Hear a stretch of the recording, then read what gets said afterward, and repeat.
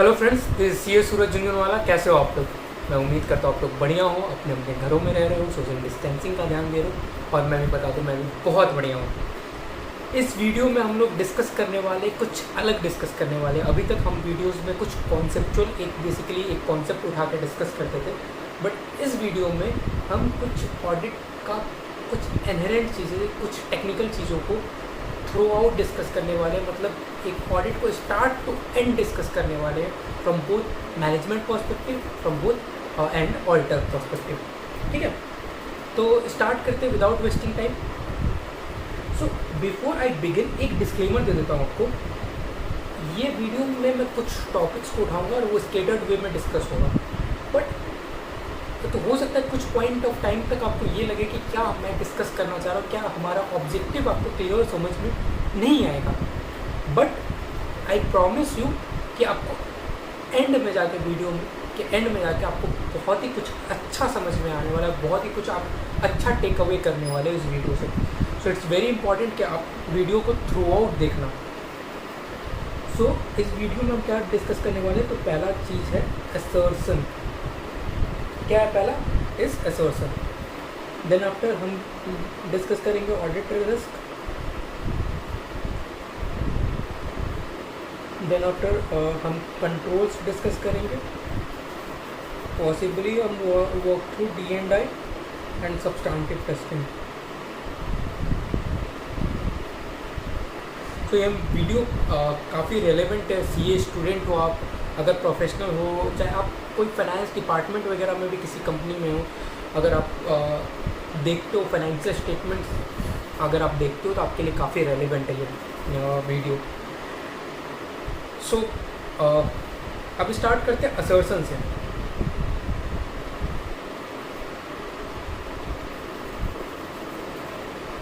अब क्या होता है, company ABC limited. ABC limited में क्या होगा, एक होगी मैनेजमेंट और दूसरा ऑडिटर होता है जो एक्सटर्नल पार्टी है। और इन दोनों का मिलन किस थ्रू होता है? एक फाइनेंशियल स्टेटमेंट के थ्रू इन दोनों का मिलन होता है। और ये प्रिपेयर करती है और ये क्या करती है? ऑडिट करती है। ये प्रिपेयर और ये ऑडिट करेगी। अब होता क्या है बॉस, मैनेजमेंट प्रिपेयर करने समय में ये इंश्योर करती है कि ये ट्रू एंड फेयर व्यू में दे, ऐसा फाइनेंशियल स्टेटमेंट प्रिपेयर करूँ। ऑडिटर एग्जामिन जब करेगी तो ये भी ये इंश्योर करेगी कि मैनेजमेंट का financial statement true and fair view दे रहा है कि नहीं दे रहा है, ये इंश्योर करेगी। और उसके बेसिस पे अपना क्या देती है? ओपिनियन देती है। ठीक है, मोटा मोटी यही होता है ओवरव्यू। अब फाइनेंशियल स्टेटमेंट में लेते से एक बैलेंस शीट मैनेजमेंट ने बनाई।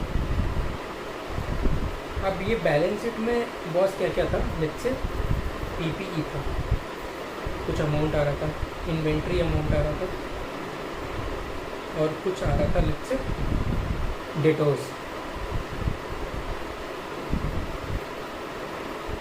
ठीक है बच्चे, तो ये तीन चीज़ें मैं बस एग्जांपल के, और भी कुछ आएगा, एसेट्स है, लायबिलिटीज़ भी रहेगी, बट जस्ट मैंने कुछ एक्सट्रैक्ट लिया है just for our discussion purpose. ये बैलेंस शीट मैनेजमेंट ने बनाई है। अब जब मैनेजमेंट नंबर्स अपना देती है ना, उसके साथ साथ कुछ अपने असर्शंस देती है। और बॉस आपका क्वेश्चन होगा कि असर्शंस होता क्या? तो असर्शन कुछ नहीं है, बट मैनेजमेंट का दावा है। मैनेजमेंट असर्ट कर रही है, कुछ चीज़ों को असर्ट कर रही है। जब इन्वेंट्री का नंबर दे रही है तो उसके साथ साथ क्या असर्ट कर रही है? मैनेजमेंट बोल रही है कि मेरी जो इन्वेंट्री की लिस्टिंग है, जो इन्वेंट्री की क्वांटिटीज़ आ रही है, वो सारी क्या है? कंप्लीट है। ठीक है, उसके बाद मैनेजमेंट ने और क्या बोला? मैनेजमेंट ने बोला मैं जो इन्वेंट्री बता रहा हूँ वो एग्जिस्ट करती है, तो मेरे पास physically that exist.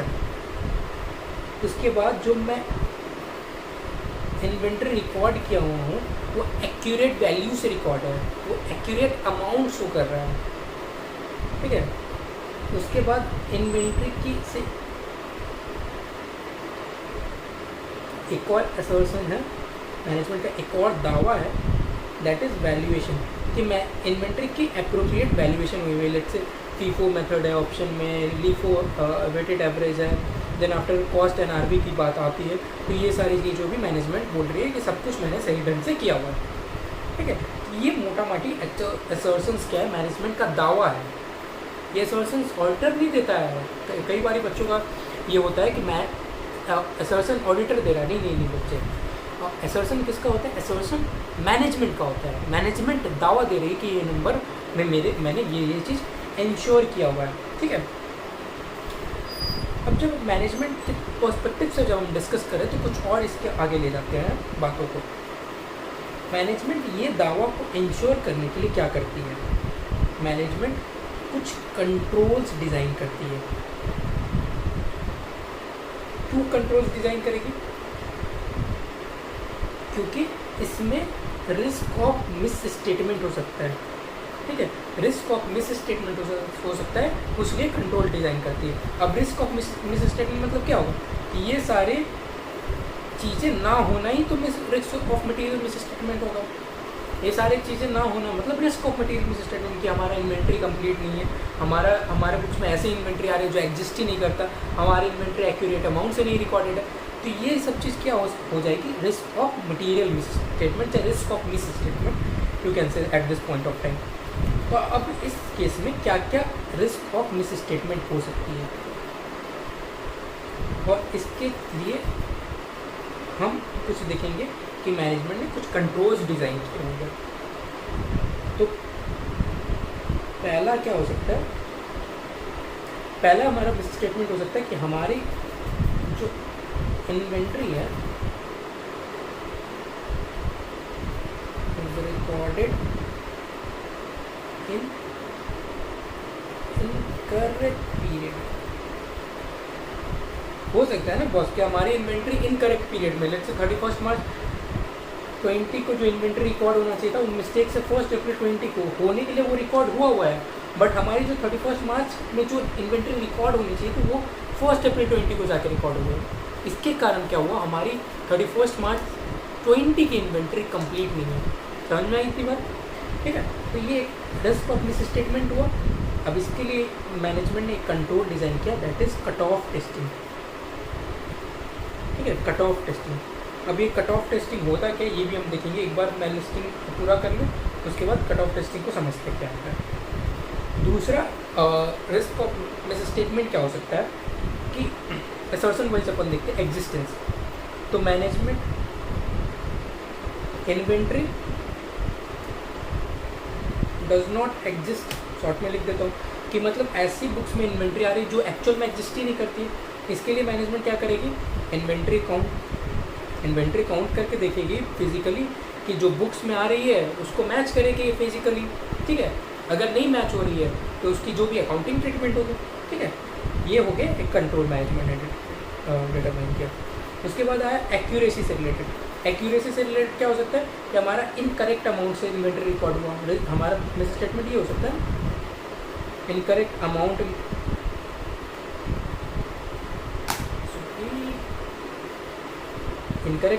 Incorrect GL में जा सकता है। ठीक है, इसके लिए मैनेजमेंट ने एक मेकर चेकर रखा हुआ है। कंट्रोल में मेकर चेकर कंट्रोल है। जैसे बेसिकली एक इनवॉइस आया, तो इनवॉइस में अब कुछ चीज़ें हो सकती है। लेट से एक अमाउंट आ रहा है, उसमें एक पार्टी का नेम आ रहा है, एक हो सकता है उसमें टैक्स टीडीएस डिडक्ट करना है, जीएसटी का अमाउंट रिकॉर्ड करना है, ये एक्सेट्रा एक्सेट्रा। तो एक आदमी ने रिकॉर्ड किया बुक्स में, ठीक है, दूसरे ने क्या किया, उसे चेक कर लिया। तो इस टाइप का कंट्रोल, ताकि इनकरेक्ट अमाउंट से इनकरेक्ट जीएल में मेरा जाके, इनकरेक्ट लेजर में जाके ये ना रिकॉर्ड हो। फॉर दैट पर्पज क्या क्या मैनेजमेंट ने एक मेकर चेकर कंट्रोल बनाया। ठीक है, अब इसी के लिए अब एक इन्वेंट्री काउंट हम कट ऑफ टेस्टिंग को थोड़ा डिस्कस करते हैं। कट ऑफ टेस्टिंग क्या होता है? तो कट ऑफ टेस्टिंग के लिए मैनेजमेंट ने क्या किया कि 31 मार्च 20 एक डेट लिए जो हमारा रिपोर्टिंग डेट था।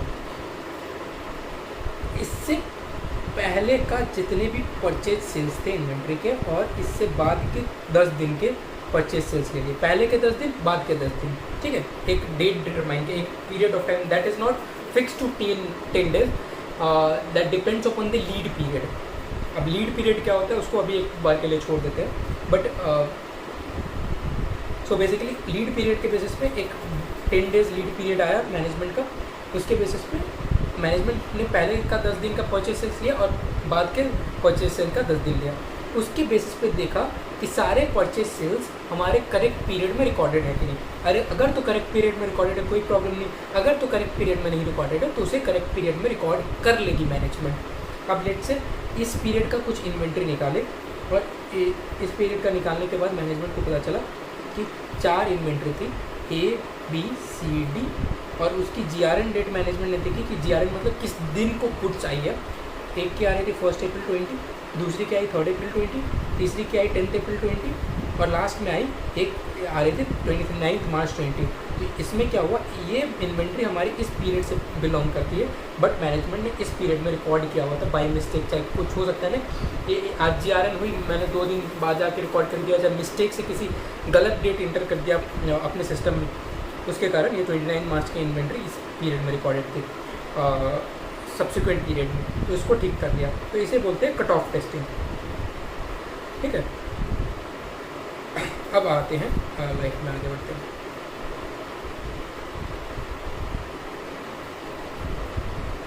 तो ये कुछ कंट्रोल्स और रिस्क ऑफ मिस स्टेटमेंट हमने डिफाइन किया। अब ये इसके बेसिस पे मैनेजमेंट ने क्या इंश्योर किया, सी इंश्योर किया, एग्जिस्टेंस इंश्योर किया, एक्यूरेसी इंश्योर किया, और वैल्यूएशन के लिए भी इंश्योर कर लेंगे ऐसे कुछ करके, ठीक है। तो हमने अभी 3 एसेसमेंट्स के लिए रिस्क ऑफ मिस स्टेटमेंट देख लिया, कंट्रोल्स भी देख लिए उसके। अब आगे आते हैं चर्चे में अपने। ये तो मैनेजमेंट पर्सपेक्टिव से था। अब एंट्री होती है ऑडिटर की।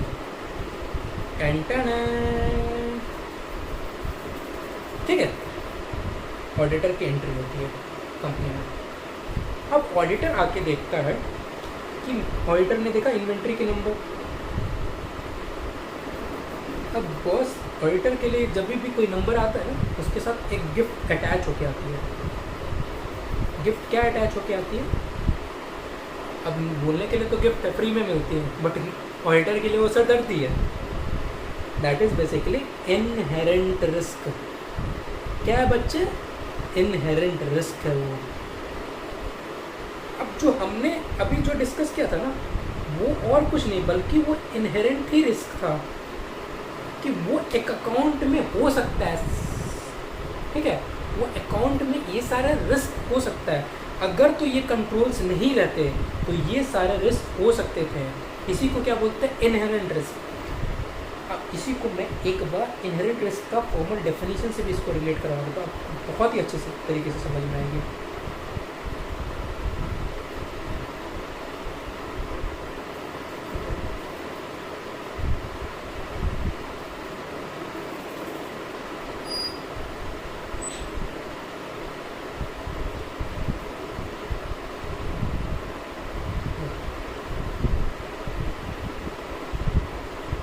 मैं एक just second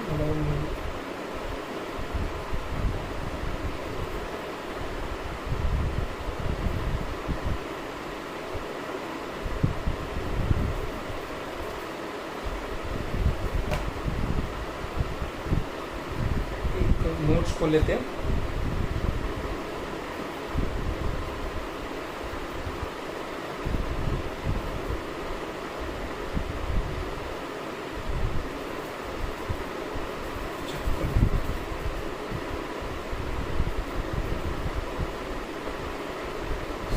risk assessment and internal control, ठीक है, एक चैप्टर है, बट हम इस टॉपिक से रिलेवेंट चीज़ें देखते हैं।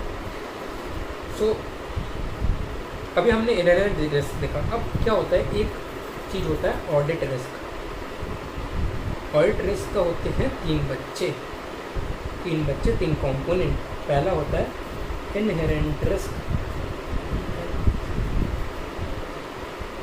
दूसरा क्या होता है बच्चे? कंट्रोल रिस्क, और तीसरा क्या होता है बच्चे? तीसरा होता है डिटेक्शन रिस्क।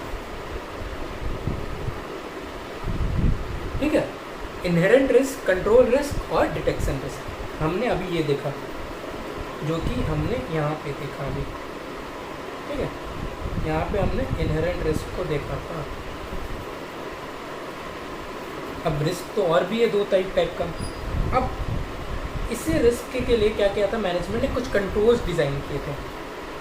कंट्रोल्स किस लिए डिज़ाइन किए थे मैनेजमेंट ने?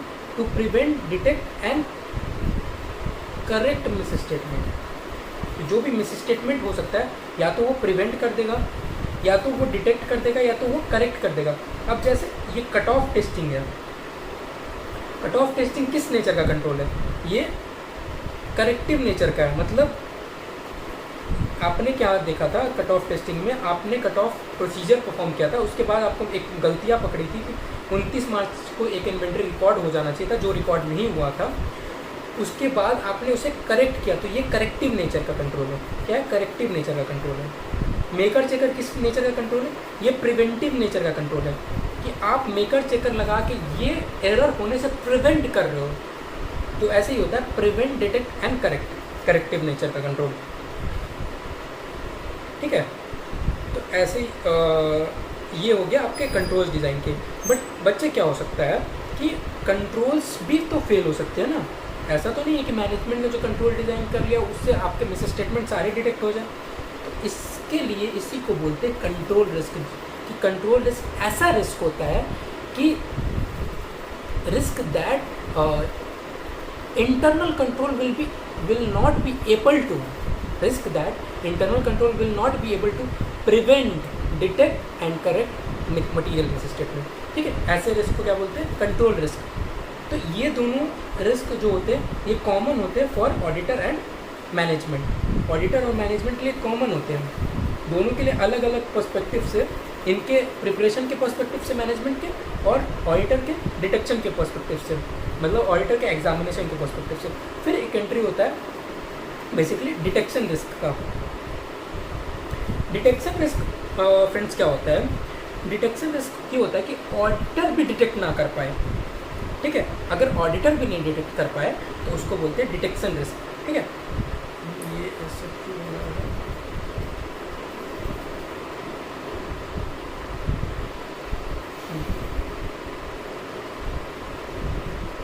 सो अब ऑडिट रिस्क को अपन डिफाइन करें तो ये होगा inherent risk into control risk into detection risk. अगर तीनों लेवल पे कहीं पे भी पता नहीं चला तो वैसे पहले तो यहाँ पे रिस्क अराइज होता है, यहाँ पे रिस्क इनिशिएट हुआ। ठीक है, ये रिस्क इनिशिएट हुआ, यहाँ पे रिस्क हो सकता है कंट्रोल रिस्क के कारण ये रिस्क पास हो गया, यहाँ से भी पास हो गया, और यहाँ पे डिटेक्ट नहीं हुआ, तो एक्चुअली में वो एक्चुअल मिस स्टेटमेंट में रिलीज कर, ठीक है, एक्चुअल मिस स्टेटमेंट में वो रिजल्ट कर जाएगा। तो ये होता है बेसिकली 3 कंपोनेंट। और इसका अगर आप देखोगे तो यहाँ पे हाँ, audit risk is equal to risk of material miss statement into detection risk.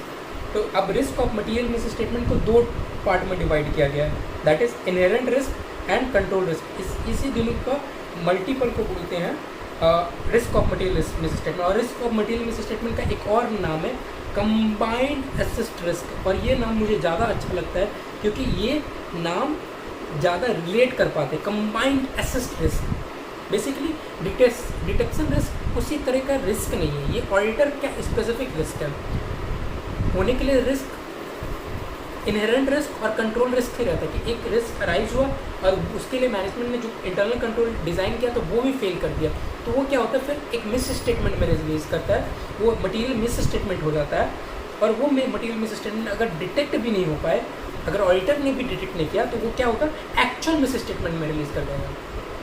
अगर तो डिटेक्ट हो जाता है तो ऑडिटर कम्युनिकेट कर देगा ना मैनेजमेंट को कि ऐसा मिस स्टेटमेंट आप करेक्ट कर लो। अगर नहीं करा तो फिर ऑडिटर मॉडिफाई करेगा ओपिनियन। बट वो एक्चुअल मिस स्टेटमेंट में अगर ये दोनों फेज पास कर जाता है तो एक्चुअल मिस स्टेटमेंट में वो रिजल्ट कर जाता है। ठीक है, तो हम क्या देख रहे थे, risk of material miss statement में 2 टाइप है, inherent risk and control risk.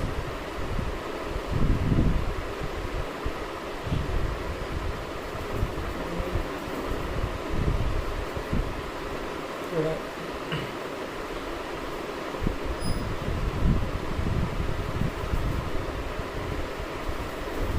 कोई नहीं, थोड़ा सफल हो गया। Anyways we will be able to manage. ठीक है, inherent risk and control risk. अब इनहेरेंट रिस्क का अगर हम डेफिनेशन पढ़ें,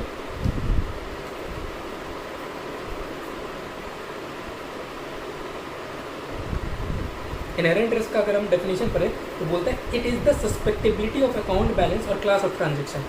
अकाउंट बैलेंस और क्लास ऑफ ट्रांजेक्शन हमने इन्वेंट्री देखा था एक बार, अकाउंट बैलेंस का एग्जाम्पल था।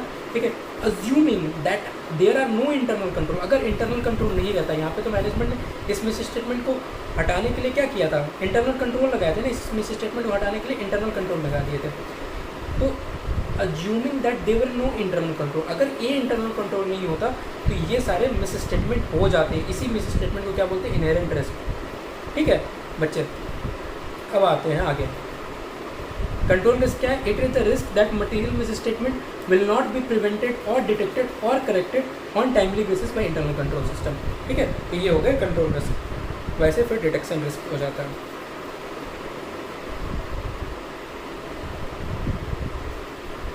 डिटेक्शन रिस्क का मतलब क्या है? It is the risk that substantive procedure perform by auditor fails to detect material miss statement. मतलब ऑडिटर ने बेसिकली डिटेक्ट नहीं कर पाए।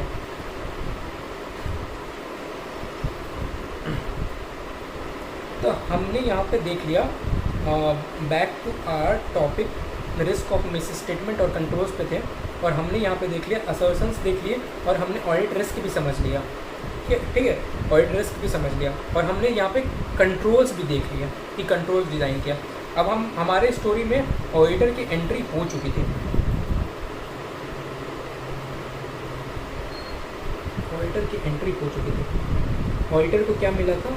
ऑडिटर को मिला था भैया फाइनेंशियल स्टेटमेंट में इन्वेंट्री का नंबर मिला था। इन्वेंट्री का नंबर टेस्ट कर रहे थे।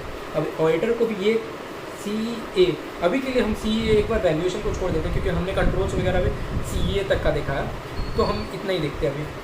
तो जब ऑडिटर देख रही है CA को, तो ऑडिटर को भी क्या करना पड़ेगा? अब ऑडिटर इस पर अपना पहले risk of miss statement identify करके असेस करेगा। आइडेंटिफाई एंड असेस करेगा कैसे? 315 लगाएगा उसके लिए। ठीक है, आइडेंटिफाई एंड असेस करेगा risk of material miss statement, risk of miss statement basically. उसके बाद एक बार आइडेंटिफाई किया, मान लो यही सारे मिस स्टेटमेंट ऑडिटर ने आइडेंटिफाई किए थे जो हमने यहाँ पे देखे थे। ठीक है, ये सारे मिस स्टेटमेंट ऑडिटर ने आइडेंटिफाई किए थे।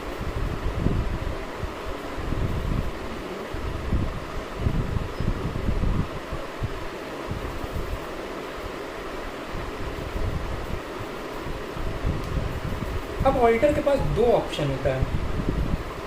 एक होता है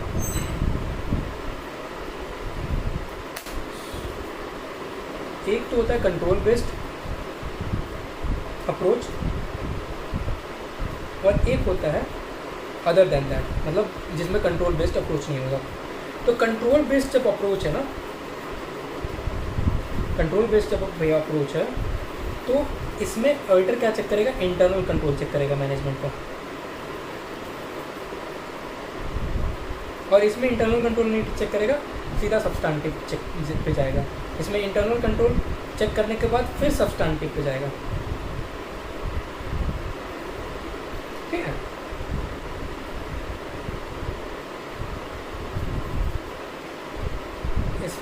अब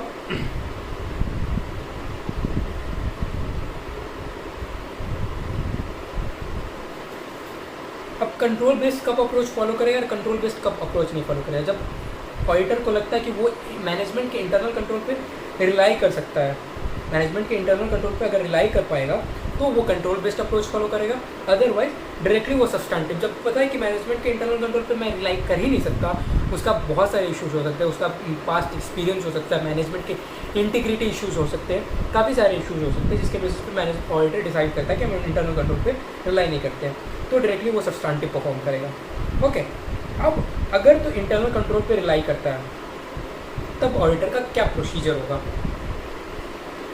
क्योंकि at the end of the day auditor को ये इंश्योर करना है, बेसिकली ऑडिटर को ये जानना है कि risk of material miss statement वो एग्जिस्ट करता है कि नहीं करता है, ठीक है, ये चेक करना है बुक्स में। उसके लिए अब हमने risk of material miss statement तो हमने आइडेंटिफाई कर ही लिया था। अब उसके लिए प्रोसीजर क्या करेगा, अब क्योंकि हम इंटरनल कंट्रोल पर रिलाई करें तो इंटरनल कंट्रोल के ऊपर प्रोसीजर परफॉर्म करना पड़ेगा। तो उसके लिए पहले तो ऑडिटर वॉक थ्रू करेगा। वॉक थ्रू बेसिकली क्या होता है, mostly for understanding purpose, understanding, and इसी में हम कंट्रोल वगैरह आइडेंटिफाई करते हैं। कंट्रोल आइडेंटिफिकेशन होता है, उसके बाद हमारे लिए कौन से रेलिवेंट कंट्रोल है, बेसिकली की कंट्रोल्स कौन से हैं वो आइडेंटिफाई करते हैं।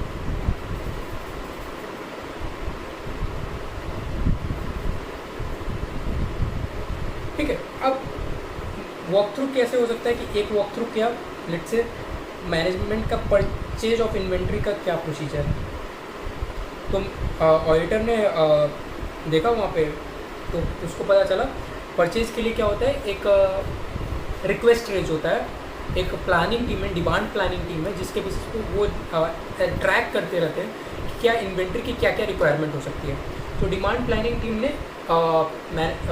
जो है परचेज डिपार्टमेंट को एक लेट से मंथली चाहे एक वीकली लिस्ट बना के देती है कि क्या क्या इन्वेंट्री चाहिए, ठीक है। उसके बेसिस पे फिर आगे जो परचेज डिपार्टमेंट है वो कोटेशंस मंगवाता है, कोटेशन के बेसिस पे ऑर्डर प्लेस करता है। अब वो ऑर्डर प्लेस करने के बाद जब वो इन्वेंट्री आता है उसका वेयर हाउस में GRN होता है, गुड्स रिसीट नोट बोलते हैं, GRN गुड्स रिसीट नोट उसका बनता है कि वो एक्नॉलेज किया जाता है गेट पे कि हमारे गुड्स आ चुके हैं, ठीक है, उसका इनवर्ड होता है। उसके बाद में उसकी बुक्स में एंट्री होती है, बुक्स में एंट्री होगी तो क्या होगा कि उसका सप्लायर के अकाउंट में क्या किया जाएगा, क्रेडिट किया जाएगा, अमाउंट रिकॉर्ड किया जाएगा, टैक्स TDS वगैरह देखा जाएगा। ये मैं काफ़ी क्विकली ये प्रोसेस को बाकी सिर्फ ये प्रोसेस हम समझने का कोशिश करें तो काफ़ी टाइम कम से कम ये आधा घंटा लगेगा, बट ये हम बहुत ही क्विक वे में डिस्कस किया। तो अभी ये एक प्रोसेस था। अब इस प्रोसेस पे हम कंट्रोल्स कैसे आइडेंटिफाई करेंगे, क्या क्या कंट्रोल्स हो सकते हैं। एक तो हमने देखा GRN से रिलेटेड कंट्रोल है, कोई भी गुड्स आएगा तो उसके लिए GRN बनेगी, तो ये क्या है, कंट्रोल है। हमने देखा कि कोई भी गुड्स परचेज होगा तो कोटेशन जाएगा ही जाएगा, कोटेशन इन्वाइट करना पड़ेगा, एक कंट्रोल है। फिर हमने देखा कि यहीं पे जब बुक करना है, एंट्री को बुक करना है, तो हमने देखा कि एक बंदा बनाता है मेकर और दूसरा बंदा चेक करता है, चेकर है, तो ये एक कंट्रोल है बुक करने के लिए एंट्री को। तो हमने इसमें से एक कंट्रोल यहाँ पे ऑलरेडी लिखा था, if you see maker checker वाला लिखा था ना। हमने सारे कंट्रोल्स नहीं लिखे हैं, जस्ट फॉर क्योंकि हम अंडरस्टैंडिंग ले रहे हैं, तो हमने एक कंट्रोल लिखा था मेकर चेकर वाला, इसमें से जो एक्यूरेसी का एजर्शंस को सेटिस्फाई कर रहा था। तो हमने वॉक थ्रू करे और हमने वो 3 कंट्रोल्स आइडेंटिफाई किए। क्या करें, हमने 3 कंट्रोल्स आइडेंटिफाई किए, 3 नहीं बल्कि हम बोलते हैं हमने 4 कंट्रोल आइडेंटिफाई किए।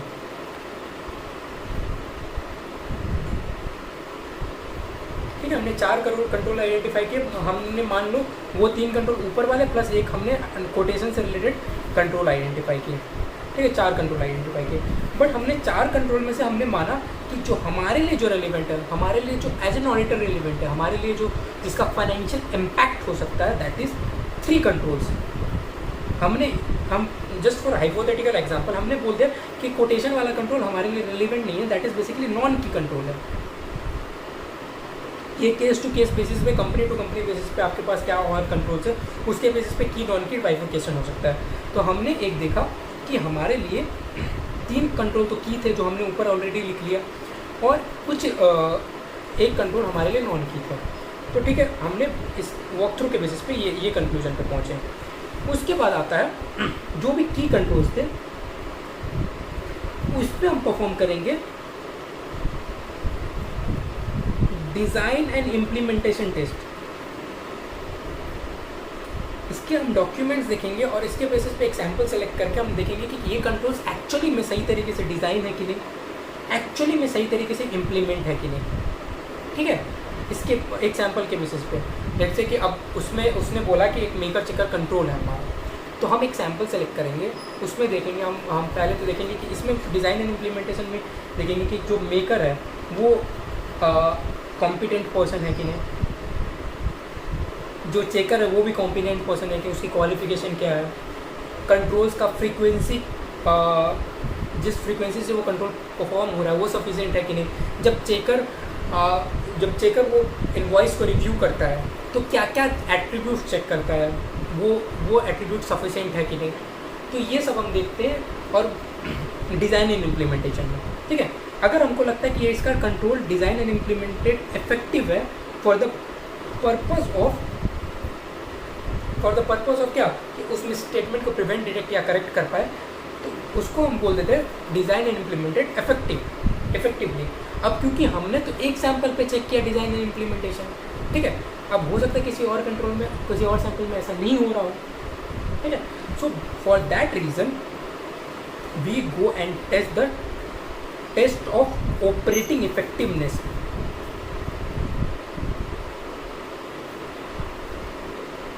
फिर हम कुछ सैम्पल्स, लेट से 25 सैम्पल्स हमने सेलेक्ट किए और उसका हम ऑपरेटिंग इफेक्टिवनेस देखे कि हाँ 25 सैम्पल में सब में मेकर ने कुछ साइन किए, फिर रिव्यूअर ने साइन किए, तो वो सब चीज़ हमने TOE इसको बोलते हैं, टेस्ट ऑफ ऑपरेटिंग इफेक्टिवनेस, हमने इसका चेक कर लिया, ठीक है।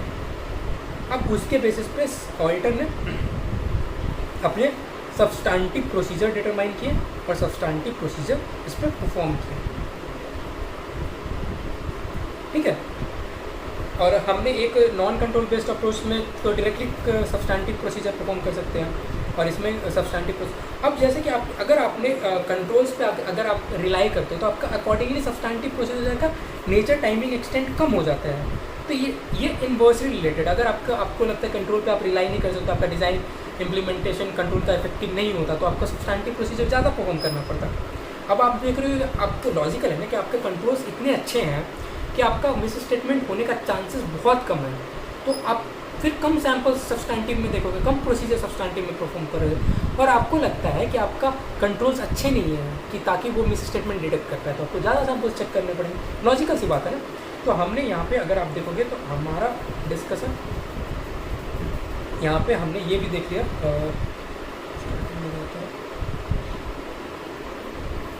हमने असर्शंस देख लिए कि मैनेजमेंट को इंश्योर करना पड़ता है, साथ साथ में ऑडिटर को भी वो इंश्योर करना पड़ता है, ऑडिट रिस्क का राइज होता है, कंट्रोल्स डिज़ाइन होते हैं, वॉक थ्रू होता है, डिज़ाइन एंड इम्प्लीमेंटेशन होता है, और सब्सटैंटिव प्रोसीजर्स फिर एंड में परफॉर्म होता है। तो ऐसे एक फ्लो चलता है जिसके बेसिस पे ऑडिट प्रोसीजर परफॉर्म होता है, पूरा एक फ्लो में चलता है और सब कुछ इंटर कनेक्टेड है।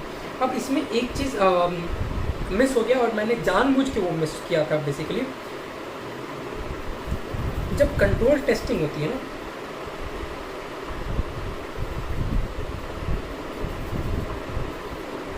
क्योंकि उस टाइम पे मैं डिस्कस करता तो वो थोड़ा कन्फ्यूजन क्रिएट करता। तो जब कंट्रोल टेस्टिंग होती, मैंने यहाँ पे ऑडिटर ने कंट्रोल टेस्टिंग किया था, अब यहाँ पे कंट्रोल्स आइडेंटिफाई जो किए थे, ये 3 कंट्रोल्स आइडेंटिफाई किए थे, तो इसी के साइड में मैं डिस्कस करता हूँ। जब ऑडिटर कंट्रोल टेस्टिंग करता है तो उसका इन डिज़ाइन एंड इम्प्लीमेंटेशन फेज, जो भी की कंट्रोल पे डिज़ाइन एंड इम्प्लीमेंटेशन टेस्ट कर रहा है, उसमें PRPs आइडेंटिफाई करता है, that is basically potential risk point. और इसको ये भी बोल सकते हैं व्हाट कुड गो रॉन्ग, ठीक है। आप इसको ये भी बोल सकते हैं व्हाट कुड गो रॉन्ग, क्या गलतियां हो सकती है इस कंट्रोल में। क्योंकि अगर आपको यही नहीं पता है कि इस कंट्रोल में क्या गलतियां हो सकती है, तो आप ये नहीं चेक कर पाओगे ये कंट्रोल इफेक्टिव है कि नहीं। अगर आप पहले ये तो आइडेंटिफाई कर लो कि इस कंट्रोल में क्या गलतियां हो सकती है, क्या पोटेंशियल मिस्टेक्स हो सकते हैं, उसके बेसिस पे आप ये चेक करते हो कि ये कंट्रोल सफिशिएंट है कि नहीं उस गलतियां को डिटेक्ट करने के लिए, प्रिवेंट करने के लिए और करेक्ट करने के लिए। अब जैसे कि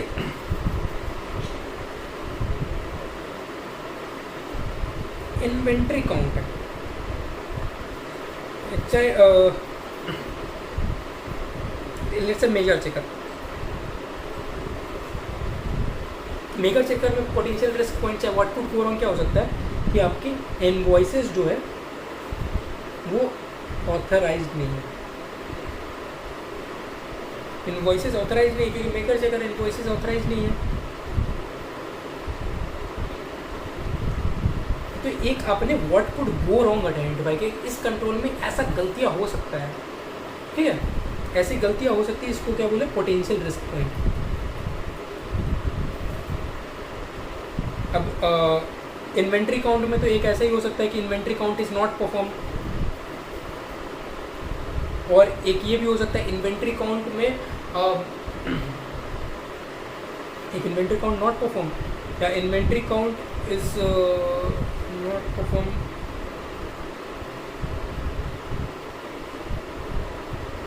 नॉट परफॉर्म इंडिपेंडेंटली।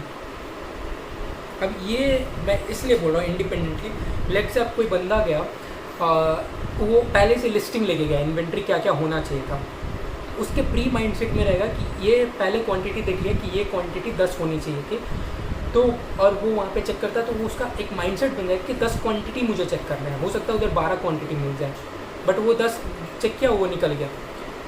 और अगर आप ऐसा लेके जाओ कि आप सिर्फ इन्वेंट्री का लिस्ट लेके जाओ, क्वांटिटी नहीं लेके जाओ, और फिर आप पहले तो फिजिकली नोट डाउन कर लो कौन कौन सी इन्वेंट्री, फिर बुक्स के इन्वेंट्री से मैच करो, तो that is a proper way of doing a control. तो ये एक इन्वेंट्री काउंट अपने independently.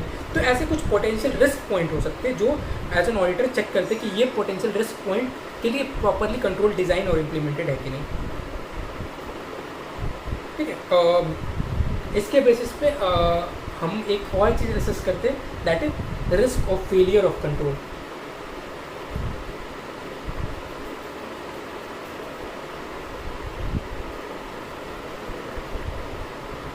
Risk of failure basically क्या होता है कि अगर लेट्स से कंट्रोल में वॉल्यूम ऑफ ट्रांजेक्शन ज़्यादा है तो क्या हो सकता है, रिस्क ऑफ फेलियर ज़्यादा हो सकते हैं।